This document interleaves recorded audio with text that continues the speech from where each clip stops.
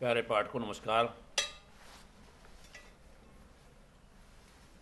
और छात्रों, बहुत बहुत आशीर्वाद। आप लोग मेरे वीडियो देखते रहिए। आपको हर बार मेरे वीडियो देखने में हर बार एक नया आनंद मिलेगा। समझने का प्रयास करिए। मेरा प्रयास होगा कि मैं आपको ठीक ठाक से बढ़िया से आपको समझाऊं। और मेरी आपसे एक ही प्रार्थना है कि वीडियो को पसंद करिए, लाइक करिए और सब्सक्राइब करिए। बहुत बहुत धन्यवाद आपके लिए। ये मैं आपको छंद के बारे में बता रहा हूँ। छंद क्या है ये बताया गया। अब यहाँ कल मैंने आपको बताया था, गण के बारे में बताया था कल। छंद में आगे बढ़ने से पहले ये जानना जरूरी है कि छंद हैं कितने प्रकार के और किस प्रकार से मात्राओं की गणना करें। तो देखिए, पहली बात तो ये छंद में जो चरण होते हैं वो दो प्रकार से उनकी जो है गिनती की जाती है, विषम चरण और सम चरण। हर चरण में सामान्यतः 4 चरण होते हैं: प्रथम, द्वितीय, तृतीय, चतुर्थ। पहला, दूसरा, तीसरा और चौथा। तो पहला और तीसरा, जैसा कि हम जानते हैं कि पहली संख्या और तीसरी संख्या जो होती है वो विषम होती है, उसी प्रकार से इसका नाम रखा गया विषम चरण। उसके बाद में चौथा, यानी दूसरा और चौथा, ये चरण जो हैं वो सम संख्या में आते हैं, तो इनको सम चरण बोला जाता है। अब आगे आता है कि मात्राओं की गणना, गिनती कैसे करें। तो इसके लिए देखिए, लघु स्वरों के लिए इस चिन्ह का प्रयोग करते हैं और इसकी जो गणना है वो एक मात्रा में की जाती है।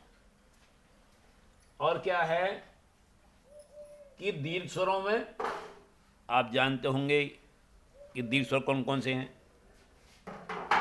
जो स्वर बड़े हैं, और उसके अलावा ए, आई, ओ, औ, अंग, ये दीर्घ स्वर आते हैं। तो दीर्घ स्वरों में 2 मात्राओं को गिना जाता है और ये जो चिन्ह है ये 2 मात्राओं को दिखाता है। अब इसमें विशेष बात क्या है कि यदि कहीं पर हलंत या कोई संयुक्त स्वर, संयुक्त अक्षर हो,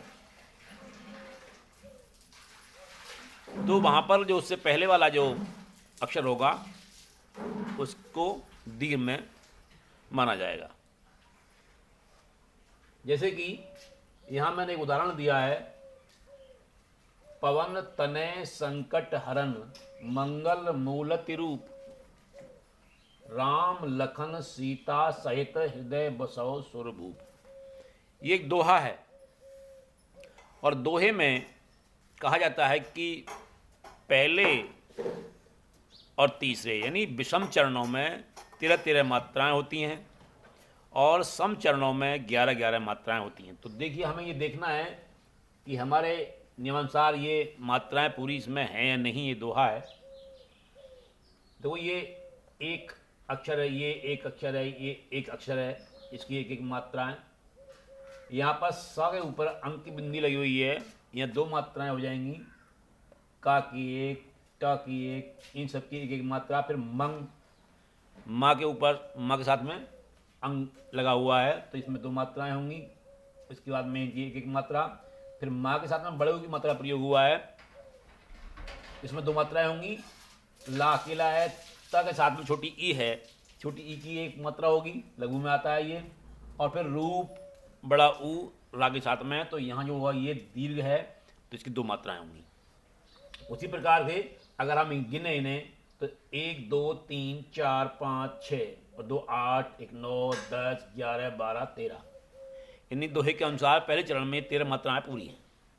दूसरे चरण में 2 3 4 2 6 7 8 2 10 और 11, ये दूसरा चरण है, उसमें 11 मात्रा होनी चाहिए, तो यहाँ 11 मात्राएं भी पूरी हैं। इसी प्रकार आगे हम गिने राम आकरंड लगा हुआ, आशा मिले तो इसमें 2 मात्राएं, इसकी 1 मात्रा, इसकी एक, इसकी एक, इसकी एक। सीता में सा के साथ में बड़ी ई जुड़ी हुई है, तो सा इसकी 2 मात्राएं होंगी। ता में आकरंड जुड़ा हुआ है, तो इसकी 2 मात्राएं होंगी। और स अकेला है, ह के साथ में छोटी ई मात्रा का प्रयोग हुआ है, तो यहाँ 1 मात्रा होगी, क्योंकि लघु में आता है ता, ये लघु में आएगा, तो इसकी 1 मात्रा है। हृदय, अब यहाँ पर देखिए कहीं कहीं ये होता है कि अब जैसे हृदय आ गया, यहाँ पर ये क्या है कि ये संयुक्त अक्षर है, लेकिन चूंकि ये चरण से बाहर या और सबसे भी बाहर है ता, इसलिए ता को हम दीर्घ नहीं करेंगे।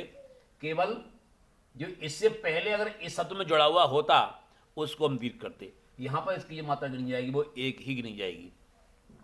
द या इनकी की मात्रा वसहु में हा के साथ में छोटा ऊ जुड़ा हुआ है, लघु है ये, तो 1 मात्रा आएगी। इसी प्रकार से सा के साथ में लघु है, तो एक मात्रा आएगी। रा अकेला 1 मात्रा आएगी। अब भूप में भ के साथ में बड़ा ऊ जुड़ा हुआ है, दीर्घ ऊ जुड़ा हुआ है, तो इसकी 2 मात्रा हो जाएंगी। प 1 मात्रा होगी। इस प्रकार से इस तरह से हम मात्राओं की गणना करते हैं।